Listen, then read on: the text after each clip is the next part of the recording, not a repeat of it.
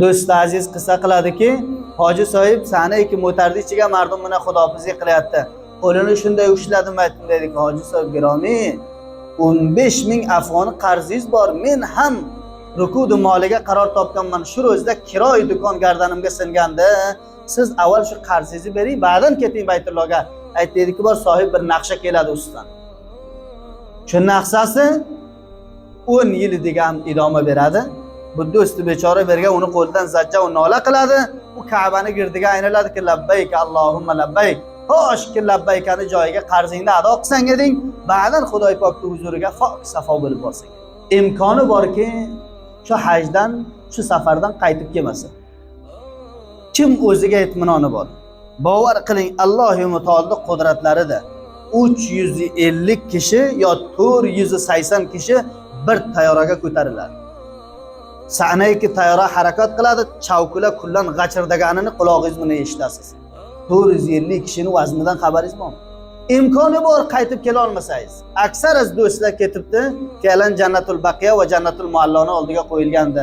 Bor degan qaytib kela olmadi. Shu asosdan talosh qilishlik ham Xudoy pokning haqqini va ham bandalarning haqqini. Bil xusus bandani haqqiga hoji sohiblarki fe'lan tasmimlari borki hajga kelsalar, bizlarni bayonlarimizni, va'zlarimizni eshitadilar. Boyat bandalarning haqqini boyat nima qilsa, ado qilsa, ba'dan irodai haji va umrani ozor bergan bo'lsa, birantani obro'yiga ta'arruz qilgan bo'lsa, undan haqqi haloliyat tilasin. Azizim, do'stim, Alloh taolo shunday bir buzurgtarin farziki hajji Baytullohni menga nasib qilibdi. Shunga ketotdim.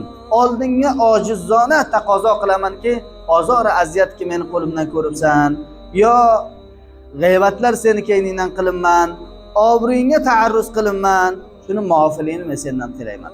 Yo masoil qarzdor bo'lgidek bo'lsa, Xudoy noxosta bu holat bo'lmasinki, Ka'bani girdiga aynaladi, telefonini ko'ribdiki, bor WhatsApp qo'yilganki, keyindan fayon qo'yibdiki, hoji sohib faloni, sizda hajjingiz bo'lmaydi, meni qarzlarimga ikkitani bir daf'a tavajjuh qilmadingiz. Xususan qarz masalasi nihoyat muhimda. Hatto Rasul Xudo kasiki dunyodan ketibdi, ustlariga nima o'qimadilar? Janoza o'qimadiki, va xotir qarzdorlik uchun. Ikkinchi odobi va sharoiti haj va umra shudiki, ham haqqi Allohni inson talofi qilishi kerak va ham haqqi bandani inson nima qilishi kerak? Ado qilishi kerak. Va Xudoning haqqi agar girim zakotini bergani yo'q.